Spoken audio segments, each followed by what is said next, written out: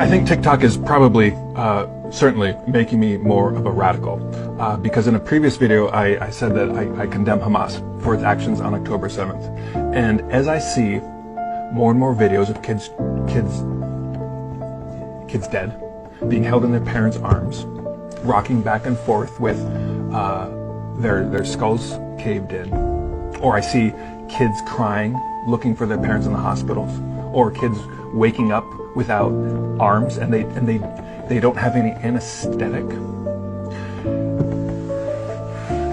And I wonder, I don't have to fucking wonder. If you did that to my kids, I am fucking coming after you. I am coming after you in any way that I can. And if you take away for 75 years my ability to find a political solution, then how can I condemn, as terrible as it is, how can I condemn a violent resistance movement of freedom fighters against a nuclear-powered police state?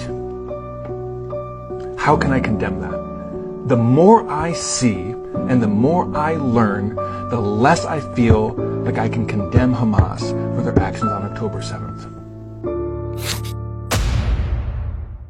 I'm done, man. You know, I've had enough. I've had enough of Israel killing 15,000 Palestinians and calling that self-defense. I've had enough of the media calling Israeli hostages hostages, but Palestinian hostages prisoners. You're upset about 200 Israeli hostages, but oh, you didn't know there are 10,000 Palestinian hostages? Please, enough. I've had enough of Israel throwing Palestinians in prison without charge, without trial, without even telling them the reason why. I've had enough of Israel bringing up the Holocaust as it carries out a Holocaust against Palestinians. What happened to never again? Or is it never enough? I've had enough of Palestinians being punished for European crimes and Europeans giving away land that ain't theirs to divide. I've had enough of seeing children's bodies blown to bits and parents crying their eyes out, where are my kids? Half of Gaza's population are children. So if you've bombed half the buildings, who are you hitting? Thousands are still under the rubble, all of them missing. Enough of this shit, enough of this killing.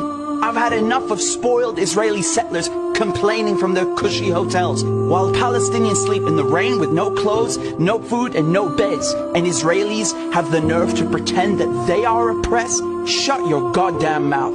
Do you know I've lost count how many times Israel have bombed the same refugee camp or the same hospital? Do you need to bomb a UN school 100 times before you've had enough? Struggle to think of what a proportionate response. Proportionality. Proportionate response. I believe that the way that you stop terrorism is with wildly disproportionate response. What the proportionate response? What is a proportionate response? The best recruiter for Hamas is Israel. Let's imagine like a little boy called Rami. He lives in Gaza.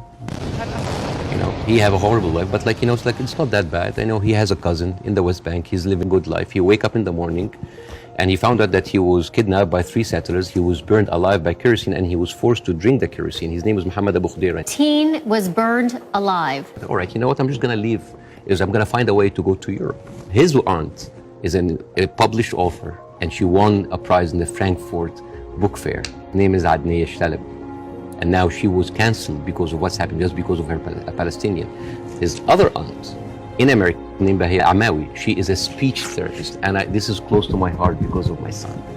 And she was fired because she did not want to sign the government contract that said that you cannot join BDS. This Rami is being approached by him, like, join Hamas, join us, let's go kill us. No, I don't want to kill, I'm going to live in Gaza. It's a life, but 97% of water is not good for human consumption. Half of the population are anemic. Even the is not being treated, and it goes into the shores of Israel. It's like, oh, that's horrible. And he wakes up in the morning. He doesn't think about killing Jews the first thing in the morning. He thinks about being there at 5 o'clock at the first 50 people in the line for bread, because if he doesn't, he will miss the food for his family. And he goes back and he finds a message saying that we are going to bomb your house. He comes back, he loses his whole family. Now tell me, what is a proportionate response for that? I don't know.